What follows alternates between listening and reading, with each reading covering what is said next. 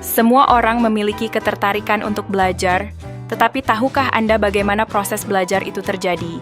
Video ini akan mengungkapkan lebih dalam mengenai teori behaviorisme, sebuah konsep yang penting dalam memahami cara kita berinteraksi dengan lingkungan sekitar kita. Teori behaviorisme pertama kali dikembangkan oleh John B. Watson pada tahun 1913. Teori ini mengemukakan bahwa proses belajar adalah perubahan perilaku yang terjadi sebagai respons terhadap kondisi lingkungan. Dalam pandangan ini, perilaku manusia dapat dipelajari dan diprediksi berdasarkan rangsangan yang diterima dari lingkungannya. Dengan memahami prinsip-prinsip dasar teori ini, kita dapat melihat bagaimana setiap individu beradaptasi dan belajar dalam konteks yang berbeda. Beberapa konsep kunci yang membentuk dasar teori behaviorisme termasuk stimulus, respon, dan kondisi lingkungan. Stimulus atau rangsangan adalah sesuatu yang memicu respon, yang merupakan reaksi yang dikeluarkan oleh individu setelah menerima rangsangan tersebut. Kondisi lingkungan berperan besar dalam mengatur interaksi antara stimulus dan respon. Misalnya, seorang siswa yang menerima pujian setelah menjawab pertanyaan dengan benar, cenderung terulang kembali respon positif tersebut di masa depan. Disinilah perilaku terbentuk dan berkembang, dipengaruhi oleh interaksi ini.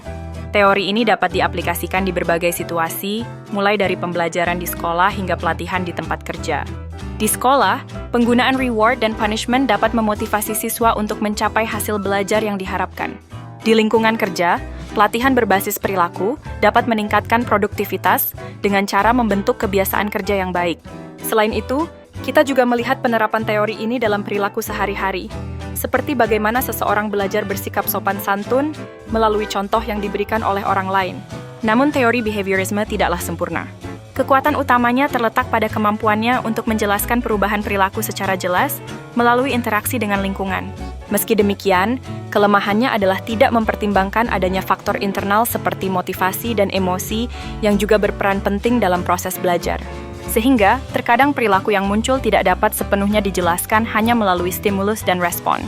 Kesimpulannya, teori behaviorisme memberikan fondasi yang kuat dalam pemahaman proses belajar sebagai perubahan perilaku akibat pengaruh lingkungan. Dengan mempelajari teori ini, kita dapat lebih mengerti bagaimana cara kita belajar dan menerapkan konsep tersebut untuk mengembangkan perilaku yang lebih baik dalam kehidupan sehari-hari.